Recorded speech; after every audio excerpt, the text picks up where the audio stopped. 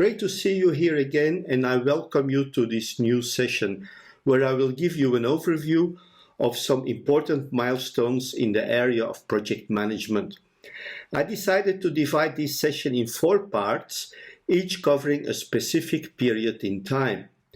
We will first look into the early times, covering the Egyptian times up to the Industrial Revolution at the end of the 19th and the beginning of the 20th century.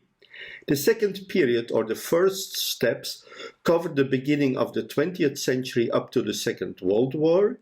The third period, or the growth stage, is the period after the Second World War up to the late 20th century, till about 1989. And finally, the last part I call the project era, where we cover the late 20th century up to today. When I talk about the early times, I start from the pyramids in Gizeh in Egypt, which were built around 2570 BC. We can wonder, and many still do, about how they were able to complete these enormous and complex structures without any modern means. Even then, they were able to organize the work in different phases and used different skilled people. Archaeologic finds suggest that the construction was very well organized, and we can still admire their work today. An impressive sight when you imagine that they did this with, for us, primitive means. The other milestones I selected are the Great Wall of China, which was built around 208 BC, the Chartres Cathedral built in 1260 AD, and took 60 years to complete. A landmark in my hometown Antwerp in Belgium is the Our Lady Cathedral, which was built in 1352 and took over 160 years to be completed. It used to be the highest bell tower of the Benelux with a height of 123 meters. The original design had 2 bell towers, but due to the probably financial problems, they only completed 1 bell tower, and it is still standing proudly guarding the town and surroundings. Some other evolutions also took place which are not directly related to project management as such, but they introduced some important elements in production. In 1765, the Système Gribeauval was developed, introducing interchangeable parts in artillery pieces. And later, L.I. Whitney developed a system to produce muskets in a process way that was able to get the contract for the US Army due to the higher efficiency and lower costs of his weapons.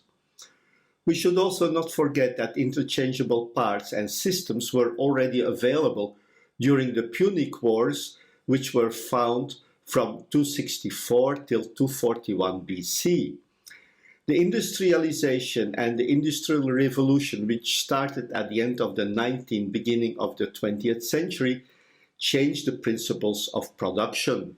From the beginning of the 20th century, different ways to produce and how to organize the work saw the daylight. The principles of scientific management were introduced by Frederick Taylor in 1911 in his book The Principles of Scientific Management, where he described how to use the workforce in an efficient way to comply with the modern production methods.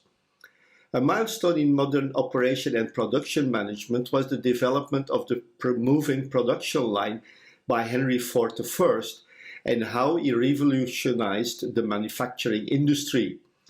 With the introduction of the moving production line and further adjustments, he could reduce the price from the famous 4T model from $850 to $350. The production of the cars was reduced from 12.5 hours to 93 minutes, and every 3 minutes a new car rolled from the production line. In 1917, Henry Gantt developed the Gantt chart.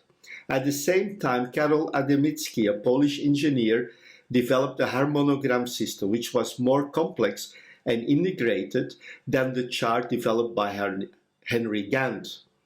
Unfortunately, the concept of the harmonogram was lost in time and translation because it was only published very late, around 1936, and only in Polish.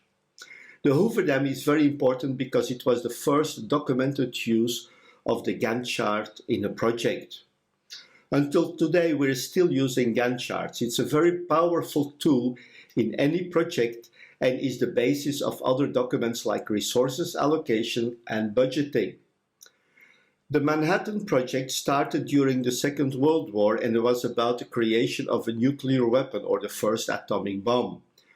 The project was successful and they succeeded to create the first nuclear weapon in the world, and we all remember the effects of the bombing of Hiroshima and Nagasaki at the end of World War II.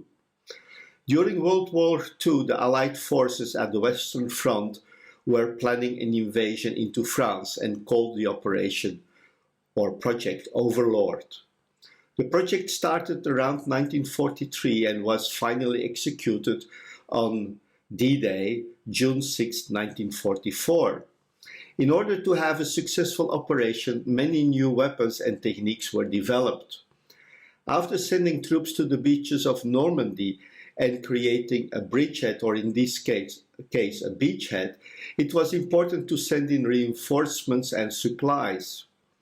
Different types of tanks like swimming tanks were developed, but also pre-constructed port elements were built, and the pre-constructed port was built around floating concrete containers that could be assembled to create a seaport where large supply ships could dock and send in supplies for the troops.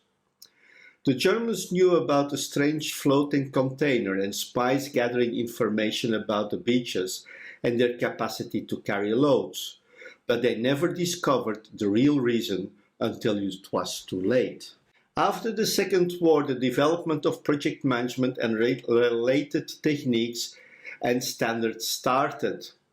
Many items were still considered as military secrets and were not shared with the industry at that time. In 1956, the US Air Force set up a cost control system and criteria that was developed to control cost and schedule related to projects done by them. Based in this initiative, the Total Cost Management Framework was created in the same year, and the Association of Cost Engineers was founded.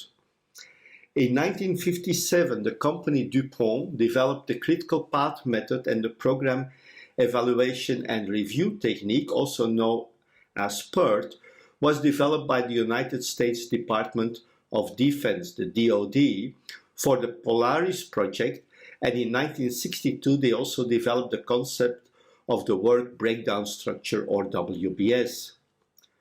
The project management community started to organize itself, and professional organizations like the Swiss International Project Management Organization, or IPMA, was founded in 1965, followed by the Project Management Institute, or PMI, in 1969.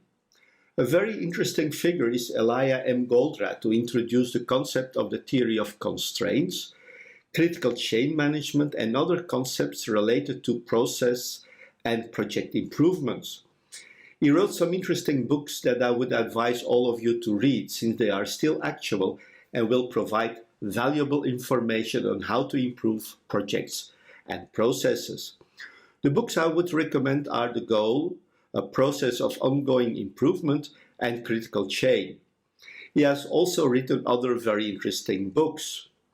Scrum came alive in 1986, and in 1987, the PMBOK, or the Guide to the Project Management Body of Knowledge, was created by the PMI. It was the first edition, and it was the official start of the PMI certifications with the until today renowned and high-level project management professional, or PMP, certification. In 1986, earned value management was introduced. The method originates from the operations environment where estimated production costs are compared with actual production cost. With EVM, we can compare the cost baseline with the creation of deliverables and the corresponding value that is earned. Hence the name of earned value management and the actual costs incurred to create the deliverables. EVM is a powerful tool to evaluate project progress and cost and verify if the business case parameters like NPV and ERR are still being met or not. EVM can be used to kill projects that are performing badly. PRINCE, or Projects in a Controlled Environment, was created in 1989 and was developed as a method for large government-run IT projects. It was updated to PRINCE 2 in 1996. I already mentioned Goldratt before, and in 1997 it developed the Critical Chain Project Management method. In 1998, the PMBOK became a standard recognized by the ANSI and IEEE. In 2001, the Agile Manifesto was created. The manifesto describes what is important related to projects and provides a more flexible approach to project management than the classical waterfall or deterministic methods. In 2017, the creation of the latest PMBOK edition, where an integrated adaptive environment is part of the description how to work with project management. It also includes stakeholder management as a separate knowledge area and introduced knowledge management as an important part of project management. This ends this session. I just wanted to show you how project management evolved and how the modern approaches to project management have been developed. I hope you like this session. I'm looking forward to seeing you in the next session. Thank you and bye-bye.